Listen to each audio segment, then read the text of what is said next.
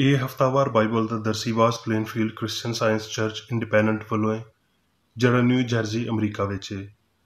ਹੋਰ ਮਾਲੂਮਾਤ ਲਈ ਤੁਸੀਂ ਸਾਡੀ ਵੈਬਸਾਈਟ ਵੇਖੋ www.plainfieldcs.com। ਇਹ ਸਬਕ 4 ਅਕਤੂਬਰ 2020 ਐਤਵਾਰ ਦੇ ਦਿਨ ਹਫ਼ਤੇ ਦੇ ਅਖੀਰ ਉੱਤੇ ਤੁਹਾਡੇ ਪੜ੍ਹਨ ਲਈ ਤਿਆਰ ਕੀਤਾ ਗਿਆ ਹੈ। ਮਜ਼ਮੂਨ, ਅਸਲੀਅਤ, ਸੁਨਹਿਰੀ ਮਤਨ, ਕਰੰਥੀਓ। ਜਗ ਦੀ ਸਿਆਣ ਰੱਬ ਦੇ ਨੇੜੇ ਬੇਵਕੂਫੀ ਏ, ਇਸ ਲਈ ਲਿਖਿਆ ਹੈ ਭਈ ਉਹ ਸਿਆਣਿਆਂ ਨੂੰ ਉਹਨਾਂ ਦੀ ਹੀ ਚਲਾਕੀ ਵਿੱਚ ਫਸਾ ਦਿੰਦਾ ਹੈ। ਜਵਾਬੀ ਪੜ੍ਹਾਈ, ਰੋਮੀਓ ਇਫਸੀਓ। ਹੁਣ ਇਹ ਭਰਾਓ, ਮੈਂ ਤੁਹਾਡੇ ਅੱਗੇ ਮਿਹਨਤ ਕਰਦਾ ਵਾਂ ਭਈ ਜਿਹੜੇ ਲੋਕ ਉਸ ਤਾਲੀਮ ਦੇ ਖਿਲਾਫ ਜਿਹੜੀ ਤੁਸੀਂ ਪਾਈ ਏ ਠੋਕਰ ਖਾਣ ਦਾ ਸਬਬ ਨੇ, ਉਹਨਾਂ ਨੂੰ ਤਾੜ ਲਿਆ ਕਰੋ ਤੇ ਉਹਨਾਂ ਤੋਂ ਦੂਰ ਰਹੋ, ਕਿਉਂ ਜੇ ਅਜਿਹੇ ਲੋਕ ਸਾਡੇ ਮਸੀਹ ਦੀ ਨਹੀਂ ਬਲਕਿ ਆਪਣੇ ਢਿੱਡ ਦੀ ਸੇਵਾ ਕਰਦੇ ਨੇ ਤੇ ਚਿਕਨੀਆਂ ਚੁਪੜੀਆਂ ਗੱਲਾਂ ਨਾਲ ਸਾਦਾ ਦਿਲ ਲੋਕਾਂ ਨੂੰ ਬਹਿਕਾਉਂਦੇ ਨੇ। ਕਿਉਂ ਜੇ ਤੁਹਾਡੀ ਫਰਮਾਬਰਦਾਰੀ ਸਾਰਿਆਂ ਵਿੱਚ ਮਸ਼ਹੂਰ ਹੋ ਗਈ ਏ, ਇਸ ਲਈ ਮੈਂ ਤੁਹਾਡੇ ਬਾਰੇ ਖੁਸ਼ ਹਾਂ, ਪਰ ਇਹ ਚਾਹੁੰਦਾ ਵਾਂ ਵੀ ਤੁਸੀਂ ਨੇਕੀ ਦੇ ਲਿਹਾਜ਼ ਨਾਲ ਸਿਆਣੇ ਬਣ ਜਾਓ ਤੇ ਬਦੀ ਦੇ ਲਿਹਾਜ਼ ਨਾਲ ਭੋਲੇ ਬਣੇ ਰਹੋ, ਤਾਂ ਜੋ ਅਸੀਂ ਅੱਗੇ ਤੋਂ ਬਾਲ ਨਾ ਰਹੀਏ ਬਲਕਿ ਬੰਦਿਆਂ ਦੀ ਬਾਜ਼ੀਗਰੀ ਤੇ ਚਾਲਾਕੀ ਦੇ ਪਾਰੋਂ ਉਹਨਾਂ ਦੇ ਗੁੰਮਰਾਹ ਕਰਨ ਵਾਲੇ ਮਨਸੂਬਿਆਂ ਵੱਲ ਹਰ ਤਲੀਮ ਦੇ ਹਜੋਕੇ ਨਾਲ ਛੱਲਾਂ ਵਾਂਗਰ ਟੱਪਦੇ ਤੇ ਵਗਦੇ ਨਾ ਫਿਰੀਏ, ਬਲਕਿ ਮੁਹੱਬਤ ਨਾਲ ਸੱਚਾਈ ਉੱਤੇ ਕਾਇਮ ਰਹਿ ਕੇ ਤੇ ਉਹਦੇ ਨਾਲ ਜਿਹੜਾ ਸਿਰ ਏ ਯਾਨੀ ਮਸੀਹ ਦੇ ਨਾਲ ਜੁੜ ਕੇ ਹਰ ਤਰ੍ਹਾਂ ਵੱਧਦੇ ਜਾਈਏ ਤੇ ਰੱਬ ਜਿਹੜਾ ਇਤਮਾਨਾਨ ਦਾ ਚਸ਼ਮਾ ਹੈ ਸ਼ੈਤਾਨ ਨੂੰ ਤੁਹਾਡੇ ਪੈਰਾਂ ਹੇਠਾਂ ਕੁਚਲਵਾ ਦੇਵੇਗਾ। ਤਰਸੀਵਾਜ਼ ਬਾਈਬਲ ਵਿੱਚੋਂ ਯਾਕੂਬ। ਐ ਮੇਰੇ ਪਿਆਰੇ ਭਰਾਓ, ਧੋਖਾ ਨਾ ਖਾਣਾ। ਹਰ ਚੰਗੀ ਬਖਸ਼ਿਸ਼ ਤੇ ਹਰ ਕਾਮਲ ਇਨਾਮ ਉੱਤੋਂ ਹੈ ਤੇ ਨੂਰਾਂ ਦੇ ਪਿਓ ਵੱਲੋਂ ਮਿਲਦਾ ਹੈ, ਜਿਹਦੇ ਵਿੱਚ ਨਾ ਕੋਈ ਤਬਦੀਲੀ ਹੋ ਸਕਦੀ ਏ ਤੇ ਨਾ ਗਰਦਿਸ਼ ਦੇ ਪਾਰੋਂ ਉਹਦੇ ਉੱਤੇ ਪਰਛਾਵਾਂ ਪੈਂਦਾ ਹੈ। ਇਸ ਲਈ ਸਾਰੀ ਗੰਦਗੀ ਤੇ ਬਦੀ ਦੇ ਫੁਜ਼ਲੇ ਨੂੰ ਦੂਰ ਕਰਕੇ ਉਸ ਕਲਾਮ ਨੂੰ ਹਲੀਮੀ ਨਾਲ ਮੰਨ ਲਓ ਜਿਹੜਾ ਦਿਲ ਵਿੱਚ ਬੀਜਿਆ ਗਿਆ ਹੈ ਤੇ ਤੁਹਾਡੀਆਂ ਰੂਹਾਂ ਨੂੰ ਮੁਕਤੀ ਦੇ ਸਕਦਾ ਹੈ। ਸਲਾਤੀਨ। ਤੇ ਜਦ ਅਖੀਅਬ ਨੇ ਏਲੀਆ ਨੂੰ ਵੇਖਿਆ ਤੇ ਉਹਨੇ ਉਹਨੂੰ ਆਖਿਆ, ਐ ਇਸਰਾਈਲ ਨੂੰ ਸਤਾਉਣ ਵਾਲੇ, ਕੀ ਤੂੰ ਹੀ ਏ? ਉਹਨੇ ਜਵਾਬ ਦਿੱਤਾ, ਮੈਂ ਇਸਰਾਈਲ ਨੂੰ ਨਹੀਂ ਸਤਾਇਆ ਬਲਕਿ ਤੂੰ ਤੇ ਤੇਰੇ ਪਿਓ ਦੇ ਖਨਵਾਦੇ ਨੇ ਸਤਾਇਆ, ਕਿਉਂ ਜੇ ਤੁਸੀਂ ਖੁਦਾਵੰਦ ਦੇ ਹੁਕਮਾਂ ਨੂੰ ਤਰਕ ਕੀਤਾ ਤੇ ਤੂੰ ਬਾਲੀਮ ਦੇ ਮਗਰ ਟੁਰਨ ਵਾਲਾ ਬਣ ਗਿਆ। ਇਸ ਲਈ ਹੁਣ ਤੂੰ ਕਾਸਦ ਘੱਲ ਤੇ ਸਾਰੇ ਇਸਰਾਈਲ ਨੂੰ, ਬਾਲ ਦੇ 450 ਨਬੀਆਂ ਨੂੰ ਤੇ ਯਸੀਰਤ ਦੇ 400 ਨਬੀਆਂ ਨੂੰ, ਜਿਹੜੇ ਈਜ਼ਾਬਲ ਦੇ ਦਸਤਰਖਾਨ ਵਿੱਚ ਖਾਂਦੇ ਨੇ, ਕਿਰਮਲ ਦੇ ਪਹਾੜ ਉੱਤੇ ਮੇਰੇ ਕੋਲ ਇਕੱਠਾ ਕਰ ਦੇ। ਤੇ ਏਲੀਆ ਸਾਰੇ ਲੋਕਾਂ ਦੇ ਨੇੜੇ ਆ ਕੇ ਆਖਣ ਲੱਗਿਆ, ਤੁਸੀਂ ਕਦੋਂ ਤੀਕਰ ਦੋ ਵਿਚਾਰਾਂ ਵਿੱਚ ਡਾਮਾਡੋਲ ਰਵੋਗੇ?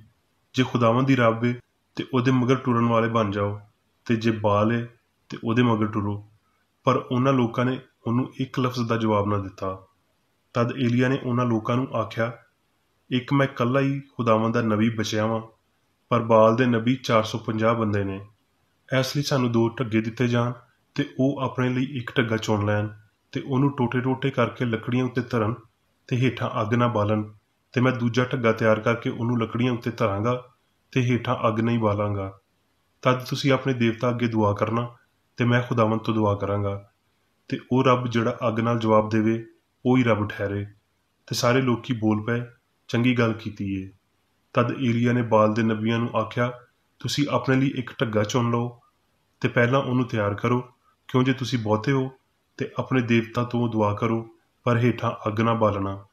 ਤੇ ਉਹਨਾਂ ਨੇ ਉਸ ਢੱਗੇ ਨੂੰ ਜਿਹੜਾ ਉਹਨਾਂ ਨੂੰ ਦਿੱਤਾ ਗਿਆ ਉਹਨੂੰ ਤਿਆਰ ਕੀਤਾ ਤੇ ਸਵੇਰ ਤੋਂ ਦੁਪਹਿਰ ਤੀਕਰ ਬਾਲ ਤੋਂ ਦੁਆ ਕਰਦੇ ਤੇ ਆਖਦੇ ਰਹੇ, ਐ ਬਾਲ ਸਾਡੀ ਸੁਣ, ਐ ਬਾਲ ਸਾਡੀ ਸੁਣ। ਪਰ ਨਾ ਕੋਈ ਆਵਾਜ਼ ਆਈ ਤੇ ਨਾ ਕੋਈ ਜਵਾਬ ਦੇਣ ਵਾਲਾ ਸੀ। ਤਦ ਏਲੀਆ ਨੇ ਸਾਰੇ ਲੋਕਾਂ ਨੂੰ ਆਖਿਆ, ਮੇਰੇ ਨੇੜੇ ਆ ਜਾਓ, ਤੇ ਸਾਰੇ ਲੋਕੀ ਉਹਦੇ ਨੇੜੇ ਆ ਗਏ। ਤਦ ਉਹਨੇ ਖੁਦਾਵੰਦ ਦੇ ਉਸ ਮਜ਼ਬਾ ਨੂੰ ਜਿਹੜਾ ਢਾਹ ਦਿੱਤਾ ਗਿਆ ਸੀ ਠੀਕ ਕੀਤਾ ਤੇ ਲੱਕੜੀਆਂ ਨੂੰ ਕਲੀਨੇ ਨਾਲ ਚਿਣਿਆ ਤੇ ਢੱਗੇ ਨੂੰ ਟੋਟੇ ਕਰਕੇ ਲੱਕੜੀਆਂ ਉੱਤੇ ਧਰਿਆ ਤੇ ਆਖਿਆ, 4 ਮਟਕੇ ਪਾਣੀ ਨਾਲ ਭਰ ਕੇ ਉਸ ਸੋਖਤਨੀ ਕੁਰਬਾਨੀ ਉੱਤੇ ਤੇ ਲੱਕੜੀਆਂ ਉੱਤੇ ਪਾ ਦਿਓ। ਫਿਰ ਉਹਨੇ ਆਖਿਆ, ਦੁਬਾਰਾ ਕਰੋ। ਫਿਰ ਉਹਨੇ ਆਖਿਆ, ਤੀਜੀ ਵਾਰੀ ਕਰੋ, ਤੇ ਉਹਨਾਂ ਨੇ ਤੀਜੀ ਵਾਰੀ ਵੀ ਇੰਝ ਹੀ ਕੀਤਾ ਤੇ ਪਾਣੀ ਮਜ਼ਬੇ ਦੇ ਆਲੇ ਦੁਆਲੇ ਵਗਣ ਲੱਗ ਗਿਆ ਤੇ ਉਹਨੇ ਟੋਏ ਨੂੰ ਵੀ ਪਾਣੀ ਨਾਲ ਭਰਵਾ ਦਿੱਤਾ।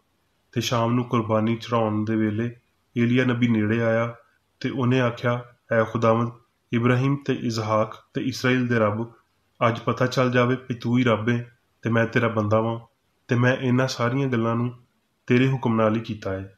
तद खुदावंद दी अग उत्तों आई ते उन्हें उस सुख्तवी कुर्बानी नूं लकड़ियां ते पत्थरां ते मिट्टी समेत साड़ के रख दिता ते उस पानी नूं जिहड़ा टोए विच सी चट लिया। जद सारे लोकां ने इह वेख्या ते मूँह भरने डिग्गे ते आखन लगे, खुदावंद दी रब है, खुदावंद दी रब है। यरमिया खुदावंद आखदा है भई धोखे नाल ही ਉਹ ਮੈਨੂੰ ਜਾਣਨ ਤੋਂ ਇਨਕਾਰ ਕਰਦੇ ਨੇ। ਤਸਲੀਂਕੀਓ ਕਿਸੇ ਤਰ੍ਹਾਂ ਕਿਸੇ ਦੇ ਧੋਖੇ ਵਿੱਚ ਨਾ ਆਣਾ, ਕਿਉਂ ਜੇ ਉਹ ਦਿਨ ਉਸ ਵੇਲੇ ਤਿਕਰ ਨਹੀਂ ਆਵੇਗਾ ਜਦ ਤਿਕਰ ਪਹਿਲਾਂ ਬਰਗਿਸ਼ਤਗੀ ਨਾ ਹੋਵੇ ਤੇ ਉਹ ਪਾਪ ਦਾ ਬੰਦਾ ਯਾਨੀ ਹਲਾਕਤ ਦਾ ਪੁੱਤਰ ਜ਼ਾਹਿਰ ਨਾ ਹੋ ਜਾਵੇ, ਜਿਹੜਾ ਮੁਖਾਲਫਤ ਕਰਦਾ ਹੈ ਤੇ ਹਰ ਇੱਕ ਤੋਂ ਜਿਹੜਾ ਖੁਦਾ ਜਾਂ ਮਬੂਦ ਅਖਵਾਉਂਦਾ ਹੈ ਆਪਣੇ ਆਪ ਨੂੰ ਵੱਡਾ ਬਣਾਉਂਦਾ ਹੈ, ਇੱਥੇ ਤਿਕਰ ਵੀ ਉਹ ਰੱਬ ਦੇ ਮਕਦਸ ਵਿੱਚ ਬੈਠ ਕੇ ਆਪਣੇ ਆਪ ਨੂੰ ਰੱਬ ਜ਼ਾਹਿਰ ਕਰਦਾ ਹੈ। ਮੱਤੀ ਤੇ ਯਿਸੂ ਹੈਕਲ ਵਿੱਚੋਂ ਨਿਕਲ ਕੇ ਜਾ ਰਿਹਾ ਸੀ ਤੇ ਉਹਦੇ ਚੇਲੇ ਉਹਦੇ ਕੋਲ ਆਏ ਤਾਂ ਜੋ ਉਹਨੂੰ ਹੈਕਲ ਦੀਆਂ ਇਮਾਰਤਾਂ ਵਿਖਾਉਣ। ਯਿਸੂ ਨੇ ਜਵਾਬ ਵਿੱਚ ਉਹਨਾਂ ਨੂੰ ਆਖਿਆ, ਖਬਰਦਾਰ ਕੋਈ ਤੁਹਾਨੂੰ ਗੁੰਮਰਾਹ ਨਾ ਕਰ ਦੇਵੇ, ਕਿਉਂ ਜੇ ਬਥੇਰੇ ਮੇਰੇ ਨਾਂ ਤੋਂ ਆਉਣਗੇ ਤੇ ਆਖਣਗੇ ਭਈ ਮੈਂ ਮਸੀਹ ਹਾਂ ਤੇ ਬਹੁਤ ਲੋਕਾਂ ਨੂੰ ਗੁੰਮਰਾਹ ਕਰਨਗੇ ਤੇ ਤੁਸੀਂ ਲੜਾਈਆਂ ਤੇ ਲੜਾਈਆਂ ਦੀਆਂ ਅਫਵਾਹਾਂ ਸੁਣੋਗੇ। ਖਬਰਦਾਰ ਘਬਰਾ ਨਾ ਜਾਣਾ, ਕਿਉਂ ਜੇ ਇਹਨਾਂ ਗੱਲਾਂ ਦਾ ਹੋਣਾ ਜ਼ਰੂਰੀ ਹੈ ਪਰ ਉਸ ਵੇਲੇ ਅਖੀਰ ਨਹੀਂ ਹੋਵੇਗੀ, ਕਿਉਂ ਜੇ ਕੌਮ ਉੱਤੇ ਕੌਮ ਤੇ ਸਲਤਨਤ ਉੱਤੇ ਸਲਤਨਤ ਚੜ੍ਹਾਈ ਕਰੇਗੀ ਤੇ ਥਾਂ ਥਾਂ ਤੇ ਕਾਲ ਪੈਣਗੇ ਤੇ ਭੁਚਾਲ ਆਉਣਗੇ ਤੇ ਉਸ ਵੇਲੇ ਬਥੇਰੇ ਠੋਕਰ ਖਾਣਗੇ ਤੇ ਇੱਕ ਦੂਜੇ ਨੂੰ ਫੜਾਉਣਗੇ ਤੇ ਇੱਕ ਦੂਜੇ ਨਾਲ ਵੈਰ ਰੱਖਣਗੇ ਤੇ ਬਹੁਤ ਸਾਰੇ ਝੂਠੇ ਨਬੀ ਉੱਠ ਖਲੋਣਗੇ ਤੇ ਬਥੇਰਿਆਂ ਨੂੰ ਗੁੰਮਰਾਹ ਕਰਨਗੇ ਤੇ ਬੇਦੀਨੀ ਦੇ ਵਧਣ ਨਾਲ ਬਥੇਰਿਆਂ ਦੀ ਮੁਹੱਬਤ ਠੰਡੀ ਪੈ ਜਾਵੇਗੀ, ਪਰ ਜਿਹੜਾ ਅਖੀਰ ਤੀਕਰ ਬਰਦਾਸ਼ਤ ਕਰੇਗਾ ਉਹ ਮੁਕਤੀ ਪਾਵੇਗਾ। ਤੇ ਬਾਦਸ਼ਾਹੀ ਦੀ ਐਸ ਖੁਸ਼ਖਬਰੀ ਦੀ ਮੁਨਾਦੀ ਸਾਰੇ ਜੱਗ ਵਿੱਚ ਹੋਵੇਗੀ ਤਾਂ ਜੋ ਸਾਰੀਆਂ ਕੌਮਾਂ ਲਈ ਗਵਾਹੀ ਹੋਵੇ, ਤਦ ਅਖੀਰ ਹੋਵੇਗੀ। ਹੁਣ ਮੈਂ ਮੇਰੀ ਬੇਕਰ ਰੈਡੀ ਦੀ ਲਿਖੀ ਹੋਈ ਕ੍ਰਿਸਚਨ ਸਾਇੰਸ ਦੀ ਦਰਸੀ ਕਿਤਾਬ ਸਾਇੰਸ ਤੇ ਸਿਹਤ ਆਇਤਾਂ ਦੀ ਕੁੰਜੀ ਦੇ ਨਾਲ ਵਿੱਚੋਂ ਲਈਆਂ ਹੋਈਆਂ ਲਿਖਾਈਆਂ ਪੜਾਂਗਾ। ਸਾਇੰਸ ਤੇ ਸਿਹਤ। ਰੱਬ ਤੇ ਉਹਦੀ ਤਖਲੀਕ ਵਿੱਚ ਪਾਈ ਜਾਣ ਵਾਲੀ ਸਾਰੀ ਅਸਲੀਅਤ ਹਮਾਹੰਗ ਤੇ ਅਬਦੀ ਹੈ। ਜੋ ਕੁਝ ਉਹ ਬਣਾਉਂਦਾ ਹੈ ਚੰਗਾ ਬਣਾਉਂਦਾ ਹੈ ਤੇ ਜੋ ਕੁਝ ਬਣਿਆ ਹੈ ਉਹਨੇ ਹੀ ਬਣਾਇਆ ਹੈ। ਹਸਤੀ ਦੀ ਅਸਲੀਅਤ ਤੇ ਤਰਤੀਬ ਨੂੰ ਉਹਦੀ ਸਾਇੰਸ ਵਿੱਚ ਫੜਨ ਲਈ ਉਹ ਸਭ ਕੁਝ ਜਿਹੜਾ ਅਸਲੀ ਹੈ ਉਹਦੇ ਇਲਾਹੀ ਅਸੂਲ ਦੇ ਤੌਰ ਤੇ ਤੁਹਾਨੂੰ ਰੱਬ ਦਾ ਤਸੱਵੁਰ ਕਰਨਾ ਸ਼ੁਰੂ ਕਰਨਾ ਚਾਹੀਦਾ ਹੈ। ਰੂਹ, ਹਯਾਤੀ, ਸੱਚਾਈ, ਪਿਆਰ, ਯਕਸਾਨੀਅਤ ਵਿੱਚ ਜੁੜ ਜਾਂਦੇ ਨੇ ਤੇ ਇਹ ਸਾਰੇ ਰੱਬ ਦੇ ਰੂਹਾਨੀ ਨਾਂ ਨੇ। ਸਾਰਾ ਕੁਝ ਮਵਾਦ, ਜ਼ਹਾਨਤ, ਹਿਕਮਤ, ਹਸਤੀ, ਲਾਫਾਨੀਅਤ, ਵਜ੍ਹਾ ਤੇ ਅਸਰ ਰੱਬ ਨਾਲ ਤਾਲੁਕ ਰੱਖਦੇ ਨੇ। ਇਹ ਉਹਦੀਆਂ ਖਸਲਤਾਂ ਨੇ, ਯਾਨੀ ਲਾਮਤਨਾਹੀ ਇਲਾਹੀ ਅਸੂਲ, ਪਿਆਰ ਦੇ ਅਬਦੀ ਇਜ਼ਹਾਰ। ਕੋਈ ਹਿਕਮਤ ਸਿਆਣੀ ਨਹੀਂ ਸਿਵਾਏ ਉਹਦੀ ਹਿਕਮਤ ਦੇ, ਕੋਈ ਸੱਚਾਈ ਸੱਚੀ ਨਹੀਂ, ਕੋਈ ਮੁਹੱਬਤ ਪਿਆਰੀ ਨਹੀਂ, ਕੋਈ ਹਯਾਤੀ ਹਯਾਤੀ ਨਹੀਂ ਸਿਵਾਏ ਇਲਾਹੀ ਦੇ, ਕੋਈ ਚੰਗਾ ਨਹੀਂ ਸਿਵਾਏ ਉਹਦੇ ਜਿਹੜਾ ਰੱਬ ਦਿੰਦਾ ਹੈ। ਜਿਵੇਂ ਕਿ ਰੂਹਾਨੀ ਸਮਝ ਵਿੱਚ ਜ਼ਾਹਿਰ ਹੋਇਆ ਹੈ, ਇਲਾਹੀ ਮਵਾਦੁਲ ਤਿੱਬੀਆਤ ਵਾਜ਼ਾ ਤੌਰ ਤੇ ਵਿਖਾਉਂਦਾ ਹੈ ਵੀ ਸਭ ਕੁਝ ਸਿਆਣ ਹੀ ਹੈ ਤੇ ਇਹ ਸਿਆਣ ਰੱਬ ਕਾਦਰ ਮੁਤਲਕ, ਹਮਾਜਾਈ, ਅਲਾਮੁਲ ਗਯੂਬ ਹੈ, ਯਾਨੀ ਕਿ ਸਾਰੀ ਤਾਕਤ ਵਾਲਾ, ਹਰ ਥਾਂ ਤੇ ਮੌਜੂਦ ਤੇ ਸਾਰੀ ਸਾਇੰਸ ਦਾ ਮਾਲਕ ਹੈ। ਇਸ ਲਈ ਅਸਲ ਵਿੱਚ ਸਾਰਾ ਕੁਝ ਸਿਆਣ ਦਾ ਇਜ਼ਹਾਰ ਹੈ। ਮਾਦਾ ਤੇ ਇਹਦੇ ਪਾਪ, ਮੌਤ ਤੇ ਬਿਮਾਰੀ ਵਾਲੇ ਦਾਅਵੇ ਰੱਬ ਦੇ ਖਿਲਾਫ ਨੇ ਤੇ ਉਹਦੇ ਤੋਂ ਜਾਰੀ ਨਹੀਂ ਹੋ ਸਕਦੇ। ਜਿਸਮਾਨੀ ਹਿੱਸਾ ਰੱਬ ਤੇ ਰੂਹਾਨੀ ਸੱਚਾਈ ਤੋਂ ਵਾਕਿਫ ਨਹੀਂ ਹੋ ਸਕਦੀਆਂ। ਇਨਸਾਨੀ ਅਕੀਦੇ ਨੇ ਬਹੁਤ ਸਾਰੀਆਂ ਇਜਾਦਾਂ ਦਰਿਆਫਤ ਕੀਤੀਆਂ ਨੇ, ਪਰ ਉਹਨਾਂ ਵਿੱਚੋਂ ਕੋਈ ਇੱਕ ਵੀ ਇਲਾਹੀ ਅਸੂਲ ਦੇ ਬਗੈਰ ਇਲਾਹੀ ਸਾਇੰਸ ਦੇ ਹੋਣ ਵਾਲੇ ਮਸਲੇ ਨੂੰ ਹੱਲ ਨਹੀਂ ਕਰ ਸਕਦੀ। ਮਾਦੀ ਕਿਆਸ ਦੀਆਂ ਤਫਰੀਕਾਂ ਸਾਇੰਸੀ ਨਹੀਂ, ਉਹ ਸੁੱਚੀ ਸਾਇੰਸ ਤੋਂ ਫਰਕ ਹੁੰਦੀਆਂ ਨੇ, ਕਿਉਂ ਜੇ ਉਹ ਇਲਾਹੀ ਕਾਨੂੰਨ ਉੱਤੇ ਨਿਉ ਨਹੀਂ ਰੱਖਦੀਆਂ। ਸਾਇੰਸ ਵਿਖਾਉਂਦੀ ਹੈ ਵੀ ਮਾਦਾ ਫਾਨੀ ਮਸ਼ਵਰਿਆਂ ਤੇ ਅਕੀਦਿਆਂ ਦੇ ਨਾਲ ਮੁਤਸਾਦਮ ਹੁੰਦਿਆਂ ਹੋਏ ਹਰ ਦੌਰ ਵਿੱਚ ਗਲਤੀ ਦੇ ਅਸਰ ਨੂੰ ਖਾਰਿਜ ਕਰਦਾ ਹੈ, ਪਰ ਜਦੋਂ ਫੌਰੀ ਤੇ ਮੁਸਤਕਿਲ ਬੁਨਿਆਦਾਂ ਉੱਤੇ ਇਹਦੀ ਮੁਖਾਲਫਤ ਕ੍ਰਿਸਚਨ ਸਾਇੰਸ ਵੱਲੋਂ ਹੁੰਦੀ ਹੈ ਤੇ ਫਾਨੀ ਸਿਆਣ ਦਾ ਮਾਹੌਲ ਇਖਲਾਕ ਤੇ ਮੌਤ ਲਈ ਤਬਾਹਕੁਨ ਨਹੀਂ ਹੋ ਸਕਦਾ।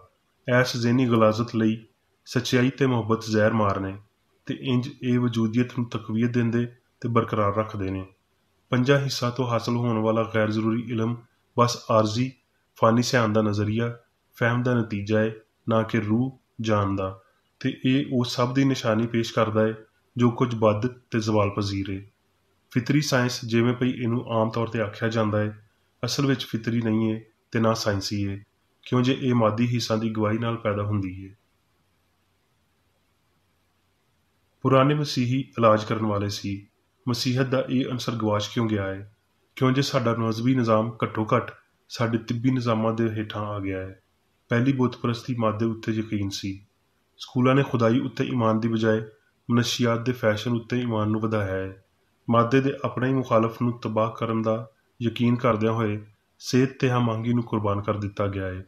ਇਸ ਤਰ੍ਹਾਂ ਦੇ ਨਿਜ਼ਾਮ ਰੂਹਾਨੀ ਕੂਵਤ ਦੀ ਵਹਦਤ ਤੋਂ ਖਾਲੀ ਹੁੰਦੇ ਨੇ, ਜਿਹਦੇ ਬਾਰੋਂ ਮਾਦੀ ਸੋਚ ਸਾਇੰਸ ਦੀ ਗੁਲਾਮ ਬਣਾਈ ਜਾਂਦੀ ਹੈ ਤੇ ਮਜ਼ਹਬ ਮਸੀਹ ਵਾਂਗਰ ਬਣ ਜਾਂਦਾ ਹੈ।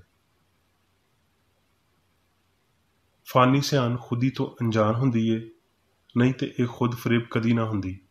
ਜੇ ਫਾਨੀ ਸਿਆਣ ਨੂੰ ਪਤਾ ਹੁੰਦਾ ਵੀ ਚੰਗਾ ਕਿਵੇਂ ਬਣਨਾ ਹੈ ਤੇ ਉਹ ਚੰਗੀ ਬਣ ਜਾਂਦੀ, ਕਿਉਂ ਜੇ ਇਹਨੂੰ ਆਪਣੇ ਆਪ ਤੋਂ ਇਲਾਵਾ ਕਿਸੇ ਹੋਰ ਉੱਤੇ ਈਮਾਨ ਰੱਖਣਾ ਹੈ। ਇਸ ਲਈ ਇਹ ਮਾਦੇ ਨੂੰ ਦੇਵਤਾ ਦੇ ਤੌਰ ਤੇ ਤਖਤ ਉੱਤੇ ਬਿਠਾ ਦਿੰਦੀ ਏ। ਦੂਜੇ ਦੇਵਤਾ ਰੱਖਦਿਆਂ ਹੋਏ ਤੇ ਇੱਕ ਤੋਂ ਬਹੁਤੀਆਂ ਸਿਆਣਾਂ ਉੱਤੇ ਯਕੀਨ ਰੱਖਦਿਆਂ ਹੋਏ ਇਨਸਾਨੀ ਸਿਆਣ ਸ਼ੁਰੂ ਤੋਂ ਹੀ ਬੁੱਤ ਪ੍ਰਸਤ ਸੀ। ਇਸ ਲਈ ਬਸ਼ਰ ਫਾਨੀ ਵਜੂਦੀਅਤ ਉੱਤੇ ਵੀ ਗੌਰ ਨਹੀਂ ਕਰਦਾ ਤੇ ਉਹ ਸਭ ਕੁਝ ਜਾਣਨ ਵਾਲੀ ਸਿਆਣ ਤੇ ਉਹਦੀ ਮਖਲੂਕ ਤੋਂ ਕਿੰਨਾ ਬੇਖਬਰ ਹੋਵੇਗਾ। ਇੱਥੇ ਤੁਸੀਂ ਵੇਖ ਸਕਦੇ ਹੋ ਵੀ ਕਿਵੇਂ ਨਾਮ ਨਿਹਾਦ ਮਾਦੀ ਫਹਿਮ ਆਪਣੇ ਖਿਆਲਾਂ ਦੀਆਂ ਸ਼ਕਲਾਂ ਬਣਾਉਂਦਾ ਹੈ, ਉਹਨਾਂ ਨੂੰ ਮਾਦੀ ਦਾ ਨਾਂ ਦਿੰਦਾ ਹੈ ਤੇ ਫਿਰ ਉਹਨਾਂ ਦੀ ਇਬਾਦਤ ਕਰਦਾ ਤੇ ਉਹਨਾਂ ਤੋਂ ਡਰਦਾ ਹੈ। ਗੈਰ ਕੌਮ ਦੇ ਅੰਨੇਪਨ ਦੇ ਨਾਲ ਇਹ ਕਿਸੇ ਮਾਦੀ ਦੇਵਤਾ ਜਾਂ ਦਵਾ ਨੂੰ ਇਹਦੇ ਤੋਂ ਵੱਧ ਕੇ ਇੱਕ ਤਾਕਤ ਮਨਸੂਬ ਕਰਦਾ ਹੈ। ਇਨਸਾਨੀ ਸਿਆਣ ਦੇ ਅਕੀਦੇ ਇਹਨੂੰ ਚੋਰੀ ਕਰਦੇ ਤੇ ਗੁਲਾਮ ਬਣਾ ਲੈਂਦੇ ਨੇ ਤੇ ਫਿਰ ਇਸ ਨਤੀਜੇ ਨੂੰ ਇੱਕ ਹੋਰ ਫਰੇਬੀ ਸ਼ਖਸੀਅਤ ਜਿਹਦਾ ਨਾਂ ਸ਼ੈਤਾਨ ਹੈ ਉਹਦੇ ਨਾਲ ਮਨਸੂਬ ਕਰਦੇ ਨੇ। ਇੱਕ ਮੁਹੰਮਦਨ ਆਪਣੀ ਜਾਨ ਦੀ ਮੁਕਤੀ ਲਈ ਮੱਕੇ ਦੀ ਜ਼ਿਆਰਤ ਕਰਨ ਉੱਤੇ ਯਕੀਨ ਰੱਖਦਾ ਹੈ। ਕਿਸੇ ਬੰਦੇ ਦੀ ਜਾਨ ਬਚਾਉਣ ਲਈ ਇੱਕ ਮਸ਼ਹੂਰ ਡਾਕਟਰ ਆਪਣੇ ਨੁਸਖੇ ਤੇ ਇੱਕ ਦਵਾਈ ਬਣਾਉਣ ਵਾਲਾ ਆਪਣੀ ਦਵਾਈ ਦੀ ਤਾਕਤ ਉੱਤੇ ਭਰੋਸਾ ਰੱਖਦਾ ਹੈ। ਮੁਹੰਮਦਨ ਦਾ ਯਕੀਨ ਇੱਕ ਮਜ਼ਹਬੀ ਭਰਮ ਹੈ, ਡਾਕਟਰ ਤੇ ਦਵਾਈ ਬਣਾਉਣ ਵਾਲੇ ਦਾ ਯਕੀਨ ਇੱਕ ਤਿੱਬੀ ਗਲਤੀ ਹੈ। ਤਾਕਤ ਦੀ ਵੱਡੀ ਤਰੱਕੀ ਵੱਲ ਤੇਜ਼ੀ ਨਾਲ ਵੱਧਦੇ ਹੋਏ ਪਾਪ ਤੇ ਅਯਾਸ਼ੀ ਦੇ ਜੱਗ ਵਿੱਚ ਇਸ ਗੱਲ ਉੱਤੇ ਧਿਆਨ ਨਾਲ ਗੌਰ ਕਰਨਾ ਅਕਲਮੰਦੀ ਹੈ ਭਈ ਆਇਆ ਮੁਤਾਸਰ ਕਰਨ ਵਾਲੀ ਸਿਆਣ ਇਨਸਾਨੀ ਹੈ ਜਾਂ ਇਲਾਹੀ। ਜਿਹੜੇ ਕੰਮ ਯਹੋਵਾ ਦੇ ਨਬੀਆਂ ਨੇ ਕੀਤੇ ਉਹ ਬਾਲ ਦੇ ਪਰਸਤਾਰ ਕਰਨ ਵਿੱਚ ਨਾਕਾਮ ਰਹੇ। ਇਸ ਲਈ ਹੁਸ਼ਿਆਰੀ ਤੇ ਫਰੇਬ ਨਜ਼ਰੀ ਨੇ ਇਹ ਦਾਅਵਾ ਕੀਤਾ ਭਈ ਉਹ ਹਿਕਮਤ ਦੇ ਕੰਮਾਂ ਦੇ ਬਰਾਬਰ ਕਰ ਸਕਦੇ ਸੀ। ਜਦ ਬਸ਼ਰ ਆਪਣੀ ਵਜੂਦੀਅਤ ਦੇ ਖਿਆਲਾਂ ਨੂੰ ਰੂਹਾਨੀ ਦੇ ਨਾਲ ਜੋੜਦਾ ਹੈ ਤੇ ਰੱਬ ਵਾਂਗਰ ਕੰਮ ਕਰਦਾ ਹੈ ਤੇ ਉਹ ਹਨੇਰੇ ਵਿੱਚ ਨਹੀਂ ਟਟੋਲੇਗਾ ਤੇ ਧਰਤੀ ਨਾਲ ਨਹੀਂ ਜੁੜਿਆ ਰਹੇਗਾ, ਕਿਉਂ ਜੇ ਉਹਨੇ ਅਸਮਾਨ ਦਾ ਮਜ਼ਾ ਨਹੀਂ ਚੱਖਿਆ। ਬਦਨੀ ਅਕੀਦੇ ਸਾਨੂੰ ਧੋਖਾ ਦਿੰਦੇ ਨੇ, ਉਹ ਇਨਸਾਨ ਨੂੰ ਗੈਰ ਇਖਤਿਆਰੀ ਰਿਆਕਾਰ ਬਣਾਉਂਦੇ ਨੇ, ਜਿਹੜਾ ਚੰਗਿਆਈ ਨੂੰ ਪੈਦਾ ਕਰਦਿਆਂ ਬਦੀ ਨੂੰ ਪੈਦਾ ਕਰਦਾ ਹੈ, ਫਜ਼ਲ ਤੇ ਸੱਚਾਈ ਦਾ ਖਾਕਾ ਬਣਾਉਂਦਿਆਂ ਹੋਏ ਬਦਨੁਮਾਈ ਬਣਾਉਂਦਾ ਹੈ। ਜਿਨ੍ਹਾਂ ਨੂੰ ਬਰਕਤ ਦਿੰਦਾ ਹੈ ਉਹਨਾਂ ਨੂੰ ਹੀ ਜ਼ਖਮੀ ਕਰ ਦਿੰਦਾ ਹੈ। ਉਹ ਇੱਕ ਆਮ ਗਲਤ ਖਾਲਕ ਬਣ ਜਾਂਦਾ ਹੈ ਜਿਹਦੇ ਨਾਲ ਉਹ ਮੰਨਦਾ ਹੈ ਭਈ ਉਹ ਇੱਕ ਅੱਧਾ ਰੱਬ ਹੈ। ਉਹਦੀ ਛੂਹਣ ਆਸ ਨੂੰ ਮਿੱਟੀ ਕਰ ਦਿੰਦੀ ਹੈ। ਉਹ ਮਿੱਟੀ ਜਿਹਨੂੰ ਅਸੀਂ ਸਾਰਿਆਂ ਨੇ ਆਪਣੇ ਪੈਰਾਂ ਹੇਠਾਂ ਰੋਲਿਆ। ਉਹ ਸ਼ਾਇਦ ਬਾਈਬਲ ਦੀ ਬੋਲੀ ਵਿੱਚ ਆਖੇਗਾ, ਜਿਸ ਨੇਕੀ ਦਾ ਇਰਾਦਾ ਕਰਦਾ ਵਾਂ ਉਹ ਤੇ ਕਰਦਾ ਨਹੀਂ, ਪਰ ਜਿਸ ਬਦੀ ਦਾ ਇਰਾਦਾ ਨਹੀਂ ਕਰਦਾ ਉਹ ਕਰ ਲੈਂਦਾ ਵਾਂ। ਜੇ ਤੁਸੀਂ ਇਹ ਸਮਝ ਜਾਓ ਭਈ ਇਹ ਫਾਨੀ ਵਜੂਦ ਆਪ ਇੱਕ ਫਰੇਬ ਹੈ ਤੇ ਉਹ ਸੁੱਚਾ ਨਹੀਂ ਹੈ ਤੇ ਤੁਸੀਂ ਸੂਰਤ ਹਾਲ ਉੱਤੇ ਕਾਬੂ ਪਾ ਲੈਂਦੇ ਹੋ। ਫਾਨੀ ਸਿਆਣ ਲਗਾਤਾਰ ਫਾਨੀ ਜਿਸਮ ਦੀਆਂ ਗਲਤ ਸਲਾਹਾਂ ਦੇ ਨਤੀਜਿਆਂ ਨੂੰ ਜਨਮ ਦਿੰਦੀ ਹੈ ਤੇ ਉਦੋਂ ਤੀਕਰ ਜਾਰੀ ਰਹਿੰਦਾ ਹੈ ਜਦੋਂ ਤੀਕਰ ਸੱਚਾਈ ਫਾਨੀ ਗਲਤੀ ਨੂੰ ਇਹਦੀਆਂ ਫਰਜ਼ੀ ਤਾਕਤਾਂ ਤੋਂ ਬਰਤਰਫ ਨਹੀਂ ਕਰ ਦਿੰਦਾ, ਜਿਹੜਾ ਫਾਨੀ ਫਰੇਬ ਦੇ ਹੌਲੇ ਜਿਹੇ ਜਾਲੇ ਨੂੰ ਸਾਫ਼ ਕਰ ਦਿੰਦਾ ਹੈ। ਜਦੋਂ ਝੂਠੇ ਇਨਸਾਨੀ ਅਕੀਦੇ ਆਪਣੀ ਬਦਦਿਆਨਤੀ ਦੇ ਬਾਰੇ ਥੋੜ੍ਹਾ ਬਹੁਤ ਜਾਣ ਲੈਂਦੇ ਨੇ ਤੇ ਉਹ ਗਾਇਬ ਹੋਣਾ ਸ਼ੁਰੂ ਹੋ ਜਾਂਦੇ ਨੇ। ਗਲਤੀ ਤੇ ਇਹਦੇ ਕੰਮਾਂ ਦੇ ਬਾਰੇ ਵਿੱਚ ਇਲਮ ਨੂੰ ਇਹ ਤਕਦੀਮ ਕਰਨੀ ਚਾਹੀਦੀ ਹੈ ਵੀ ਸੱਚਾਈ ਦਾ ਫਹਿਮ ਜਿਹੜਾ ਗਲਤੀ ਨੂੰ ਬਰਬਾਦ ਕਰਦਾ ਹੈ। ਜਦੋਂ ਤੀਕਰ ਵੀ ਸਾਰੀ ਲਾਫਾਨੀ ਮਾਦੀ ਗਲਤੀ ਅਖੀਰੀ ਗਾਇਬ ਹੋ ਜਾਂਦੀ ਹੈ ਤੇ ਹਮੇਸ਼ਾ ਦੀ ਸੱਚਾਈ ਯਾਨੀ ਇਨਸਾਨ ਰੂਹ ਤੋਂ ਤੇ ਰੂਹ ਦੇ ਪਾਰੋਂ ਪੈਦਾ ਹੋਇਆ ਉਹਨੂੰ ਆਪਣੇ ਖਾਲਕ ਦੀ ਅਸਲੀ ਸੂਰਤ ਦੇ ਤੌਰ ਤੇ ਸਮਝਿਆ ਤੇ ਪਛਾਣਿਆ ਜਾਂਦਾ ਹੈ। ਹੁਣ ਮੈਂ ਮੇਰੀ ਬੇਕਰ ਰੇਡੀ ਵੱਲੋਂ ਚਰਚ ਮੈਨੂਅਲ ਵਿੱਚ ਦਿੱਤੇ ਹੋਏ ਰੋਜ਼ਾਨਾ ਦੇ 3 ਫਰਜ਼ ਪੜਾਂਗਾ। ਰੋਜ਼ਾਨਾ ਦੀ ਦੁਆ। ਇਸ ਚਰਚ ਦੇ ਹਰ ਰੁਕਨ ਦਾ ਇਹ ਫਰਜ਼ ਹੈ ਕਿ ਉਹ ਹਰ ਰੋਜ਼ ਇਹ ਦੁਆ ਕਰੇ, ਤੇਰੀ ਬਾਦਸ਼ਾਹੀ ਆਵੇ, ਇਲਾਹੀ ਸੱਚਾਈ, ਹਯਾਤੀ ਤੇ ਪਿਆਰ ਦੀ ਸਲਤਨਤ ਮੇਰੇ ਅੰਦਰ ਕਾਇਮ ਹੋਵੇ ਤੇ ਸਾਰੇ ਪਾਪ ਮੈਥੋਂ ਨਿਕਲ ਜਾਣ ਤੇ ਤੇਰਾ ਕਲਾਮ ਸਾਰੇ ਇਨਸਾਨਾਂ ਦੇ ਪਿਆਰ ਨੂੰ ਵਧਾਵੇ ਤੇ ਉਹਨਾਂ ਉੱਤੇ ਹਕੂਮਤ ਕਰੇ। ਮਕਸਦਾਂ ਤੇ ਕੰਮਾਂ ਦਾ ਇੱਕ ਅਸੂਲ। ਨਾ ਕੋਈ ਮੁਖਾਲਫਤ ਤੇ ਨਾ ਕੋਈ ਜ਼ਾਤੀ ਤਾਲੁਕ ਮਾਦਰੀ ਚਰਚ ਦੇ ਕਿਸੇ ਰੁਕਨ ਦੇ ਮਕਸਦਾਂ ਜਾਂ ਕੰਮਾਂ ਉੱਤੇ ਅਸਰ ਕਰਨੇ ਚਾਹੀਦੇ। ਸਾਇੰਸ ਵਿੱਚ ਬਸ ਇਲਾਹੀ ਪਿਆਰ ਹੀ ਹੁਕੂਮਤ ਕਰਦਾ ਹੈ, ਤੇ ਇੱਕ ਮਸੀਹੀ ਸਾਇੰਸਦਾਨ ਪਾਪ ਨੂੰ ਰੱਦ ਕਰਦਿਆਂ ਹੋਏ ਸੁੱਚੀ ਭਰਾਬੰਦੀ, ਖੈਰਾਤ ਪਸੰਦੀ ਤੇ ਮਾਫੀ ਨਾਲ ਪਿਆਰ ਦੀਆਂ ਮਿੱਠੀਆਂ ਸੱਚਾਈਆਂ ਦਾ ਪਰਛਾਵਾਂ ਬਣਦਾ ਹੈ। ਇਸ ਚਰਚ ਦੇ ਸਾਰੇ ਰੁਕਨਾਂ ਨੂੰ ਸਾਰੇ ਪਾਪਾਂ ਤੋਂ, ਗਲਤ ਤਰ੍ਹਾਂ ਦੀਆਂ ਪੇਸ਼ਨਗੋਈਆਂ, ਮੁਨਸਫੀਆਂ, ਮੁਜ਼ੰਮਤਾਂ, ਸਲਾਹਾਂ, ਗਲਤ ਅਸਰਾਂ ਨੂੰ ਲੈਣ ਤੇ ਗਲਤ ਅਸਰ ਦੇਣ ਤੋਂ ਆਜ਼ਾਦ ਰਹਿਣ ਲਈ ਹਰ ਰੋਜ਼ ਖਿਆਲ ਰੱਖਣਾ ਚਾਹੀਦਾ ਹੈ ਤੇ ਦੁਆ ਕਰਨੀ ਚਾਹੀਦੀ ਹੈ। ਫਰਜ਼ ਲਈ ਚੁਸਤੀ। ਇਸ ਚਰਚ ਦੇ ਹਰ ਰੁਕਨ ਦਾ ਇਹ ਫਰਜ਼ ਹੈ ਭਈ ਉਹ ਹਰ ਰੋਜ਼ ਜਾਰਹਾਨਾ ਜ਼ਹਿਨੀ ਸਲਾਹਾਂ ਦੇ ਖਿਲਾਫ ਆਪਣੇ ਆਪ ਨੂੰ ਤਿਆਰ ਰੱਖੇ ਤੇ ਰੱਬ, ਆਪਣੇ ਕਾਇਦ ਤੇ ਇਨਸਾਨਾਂ ਲਈ ਆਪਣੇ ਫਰਜ਼ਾਂ ਨੂੰ ਨਾ ਕਦੀ ਭੁੱਲੇ ਤੇ ਨਾ ਕਦੀ ਨਜ਼ਰਅੰਦਾਜ਼ ਕਰੇ। ਉਹਦੇ ਕੰਮਾਂ ਦੇ ਰਾਹੀਂ ਉਹਦਾ ਇਨਸਾਫ ਹੋਵੇਗਾ, ਉਹ ਬੇਕਸੂਰ ਜਾਂ ਕਸੂਰਵਾਰ ਹੋਵੇਗਾ।